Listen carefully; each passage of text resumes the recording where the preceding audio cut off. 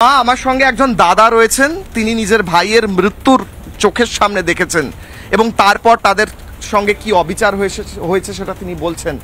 আমি আপনাকে জিজ্ঞেস করব, আজকে একদিকে অভিজিৎ সরকার, অন্যদিকে তামান্না, একটি বাচ্চা মেয়েকে বোমা মেরে ফেলা হলো, আরেকদিকে আপনাদের সঙ্গে অবিচার, কি বলবেন মা আজকে বলুন। মানে আমাদের গোটা পশ্চিমবঙ্গটা ছেয়ে গেছে। আমার মেয়ে তো একটা হসপিটালে ছিল, সে ডিউটি করতে গেছিল, সে রাজ্য সরকারের কর্মী ছিল, একটা প্রতিষ্ঠানের সে একজন ছাত্রীও ছিল। সে রাত্রে 11:15 আমাকে ফোন করেছিল, মা আমি ভালো আছি, কোনো টেনশন করো না, তোমরা খেয়ে দিয়ে শুয়ে পড়ো। সকালবেলা সে আর নেই, একটা গোটা হসপিটালের মধ্যে কেউ কিছু জানতেই পারলো না।